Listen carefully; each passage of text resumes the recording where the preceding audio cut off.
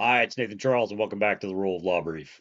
I'm going to start off tonight by saying something that's going to sound provocative, but I promise you it's not meant to be. My New Year's resolution is that I'm going to report more of my colleagues to disciplinary counsel for violating the rules of professional conduct. That's not a joke. That's not hyperbole. And it's not about personal animus, politics, or settling some kind of score. It's about professional responsibility and protecting democracy. I believe firmly that one of the most underappreciated reasons that the rule of law is in retreat in the United States is the anemic enforcement of attorney ethics. And I believe that lawyers themselves bear the primary responsibility for that failure.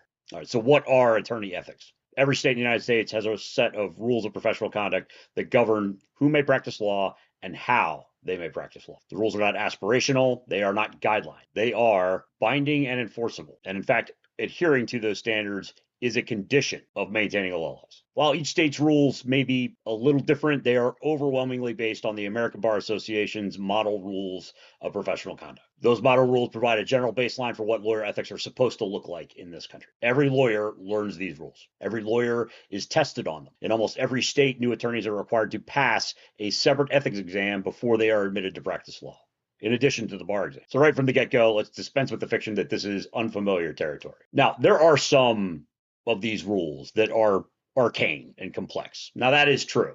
There are edge cases. There are some gray areas. There are judgment calls. And for that matter, not everybody interprets the rules of professional conduct the same. But here's the part that matters, and the part that too many lawyers pretend not to understand. The rules that are violated the most frequently and enforced the least frequently are not the complicated. They're the simple ones, the common sense ones, the ones that every lawyer should understand intuitively. You cannot lie to the courts. You cannot lie to the courts about what the law is or what the facts of the case are. You cannot file frivolous pleadings to harass or delay the resolution of the case. You cannot engage in cases where you have a conflict of interest. You cannot abuse the discovery process. And you cannot use the legal process as a weapon rather than a tool for adjudicating differences of opinion. None of this requires a law review article to decode, not even close. Every lawyer knows when they are doing this. And unfortunately, they are doing it far too frequently. And despite that fact, meaningful discipline for attorneys is incredibly rare.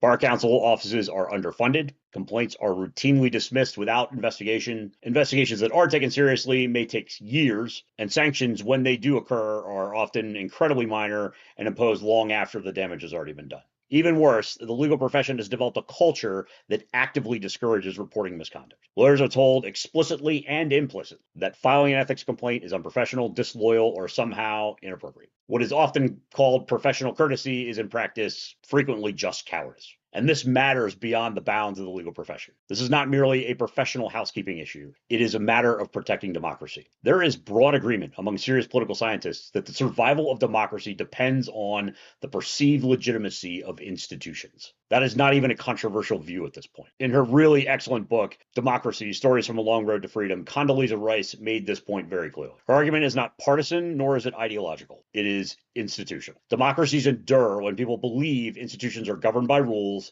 applied fairly, and enforced consistency. Now, courts of law sit at the center of that legitimacy. Democracy does not survive if people cannot get a fair shake from the courts. In fact, it doesn't even survive if people believe they won't get a fair shake from the courts. And people definitely cannot get a fair shake from the courts when lawyers cheat and get away with it. That is not subtle or profound insight. In fact, this is common sense. Courts rely on lawyers. Judges rely on lawyers.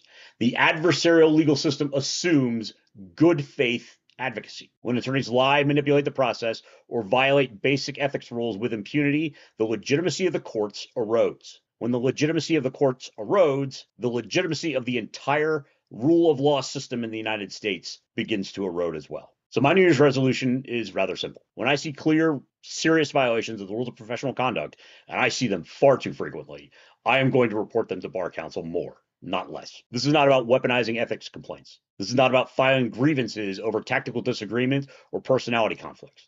This is about obvious misconduct that undermines the integrity of the legal system. And I'm saying this publicly for a very good reason. If lawyers will not enforce the rules that govern our own profession, no one else will. And if we refuse to do so, we should not be surprised when public confidence in the legal system collapses and democracy collapses with it. If the rule of law is going to survive, lawyers have to take responsibility for maintaining it. That starts with enforcing the rules that we already have. That is my New Year's resolution. And again, this is not about grievance. This is about preserving democracy, preserving the rule of law. It is absolutely essential to the future of our republic.